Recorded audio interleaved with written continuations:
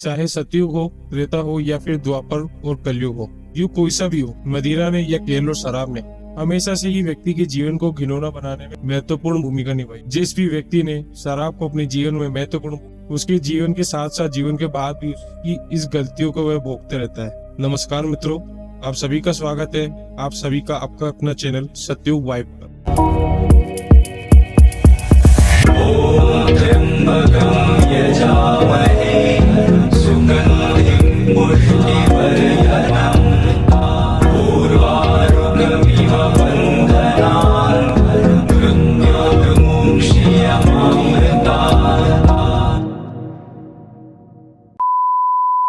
कैलाश पर्वत पर भगवान शिव से माता गौरी पूछती है कि मदिरा का सेवन किसी को नरक के द्वार पर कैसे और क्यों ले जाता है। तब भगवान शिव ने माता गौरी को कहा कि है गौरा, हर मानव के 3 गुण होते हैं, रजगुण, सद्गुण और तमगुण।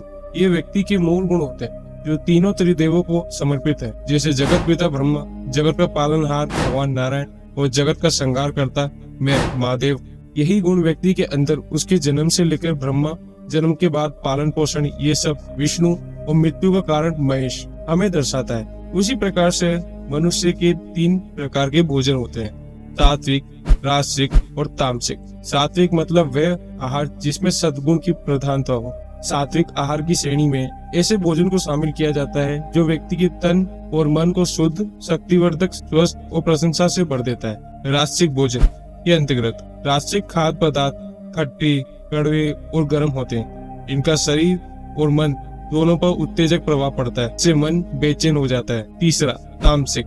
तामसिक धार्मिक ग्रंथों के अनुसार खाने से 3 घंटे पहले बनाया गया बेस्वाद भोजन जिसमें अस्पष्ट पदार्थों का मात्रा शामिल है, वो तामसिक कहलाता है। ऐसा भोजन हिंसक प्रवृत्ति से प्राप्त होता है। ये भोजन व्यक्ति को भक्ति मार्ग पर जाने से रोकता है। इसके अंतर्गत लहसुन, प्याज, मांस, मदिरा आदि आते हैं। मांस खाने से मन विचलित होता है। मानसिक तौर पर ऐसा व्यक्ति हमेशा गुस्से रहता है। उसके सामने कितने ही तथ्य रख दो, ऐसा व्यक्ति कितना भी गलत हो, वह अपने आप को सही मानेगा। ऐसे व्यक्ति के जीवन में उसे बहुत जल्दी मेहनत से सफलता मिलती है। फिर वे कितने भी पाप करें, वह सफल होता चला जाता है, क्योंकि ऐसे व्यक्ति के हर जन्म के पुण्य उसे एक साथ मिलने लगते हैं। जैसे जैसे वह पाप करता है, उसके अच्छे पुण्य नष्ट होते जाते हैं।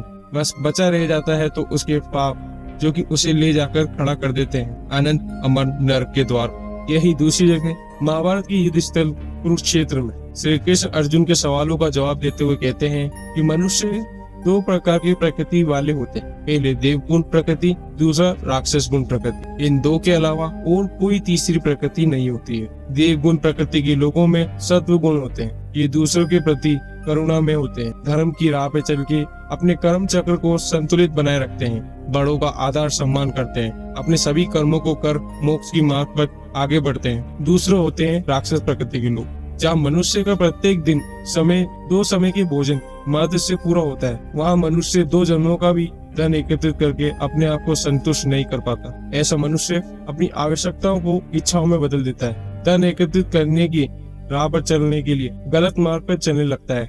ऐसा व्यक्ति धन एकत्रित करते करते गलत आचरण करने लगता है और इसके पीछे का कारण होता है उसका गलत आचरण, जिसमें भोजन बहुत महत्वपूर्ण भूमिका निभाता है। जैसा अन्न वैसा मन। व्यक्ति गलत भोग को अन्न समझकर ग्रहण करने लगता है, जिसमें तामसिक भोजन श्रेष्ठ है। जैसे मांस, जो कि हिंसक प्रवृत्ति से प्राप्त हुआ है। सभी जीवों में मेरा वास है और सभी जीवों को कष्ट देना मतलब मुझे कष्ट देना। दूसरा, शराब, मदिरा, जो कि व्यक्ति की बुद्धि भ्रष्ट कर देता है। मनुष्य के अंदर स्थित भोजन को पचाने वाली शक्ति के अंदर अग्नि के रूप में मैं ही विराजमान, मैं ही सभी मनुष्य की भोजन पचाता हूँ।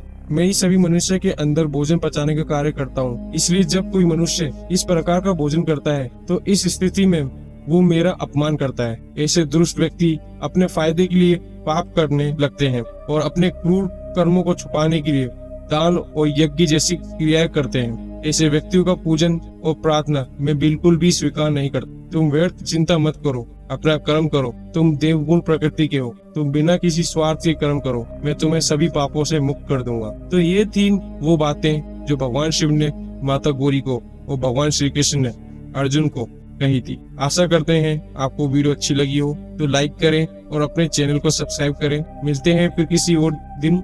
जय श्री राम, जय श्री महाकाल।